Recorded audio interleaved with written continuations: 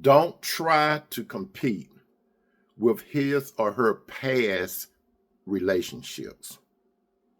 I guarantee you, you will get burnt. Story time. There was this man or this gentleman that was very much in love, or he had grown in love with this particular lady. And the relationship appeared to be on solid rock. He had thought everything was looking good. They were spending quality time together. She was even going to worship service with this gentleman. As a matter of fact, he was on Clyde 9. They were even talking about getting married, and the relationship had gotten to about a year. Then one day, out of the blue, she ghosted him. He was planning on going to worship service, and she was supposed to come by. She didn't call. She didn't text or nothing, so he called and texted because he thought something had happened. She didn't respond. So this went on for days and days and days, but she still didn't respond. Bottom line, she did a crackback. What is a crackback? That's a football terminology. Or to say it differently, she went back to the man that she claimed that they had broken up. She didn't have any more feelings for, and she was done with him. So she said, and she also said that he had caused her trauma, but she went back to him.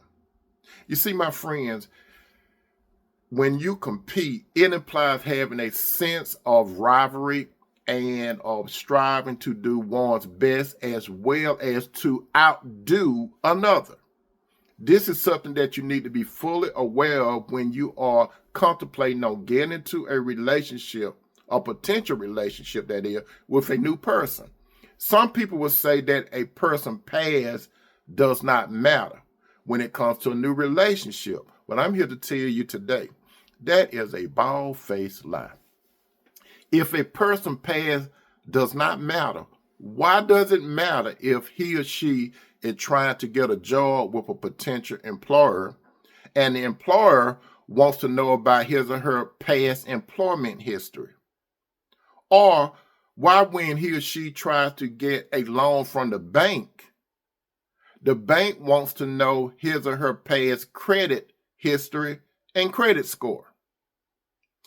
And if a person is not saved and come before Jesus at the great white throne judgment when the books will be open, why will his or her past not be important? You see what I'm saying? So therefore, you should ask detailed questions about a person's past relationships. The reason for doing this is because that person still may have lingering feelings for someone in his or her past. And he or she may get back into a relationship with that person behind your back and abandon the relationship by ghosting you, or come up with some type of excuse like he or she thought that he or she was ready for a relationship, but now they're not, but they're still having some type of trauma. That's just a breakup with, it's just a lie. Be wise, my friend, and not a fool. Your quiet discernment will have told you this all along if you had paid attention to it. If the person tells you that everybody in his or her past treated him or her wrong, just think about it.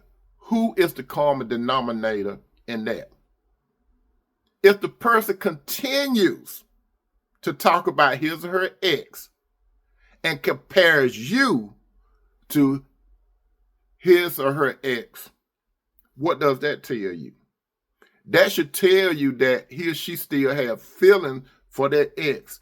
And if the conditions is right, he or she will dump you and go back into that relationship. So don't fully invest into a future with such a person.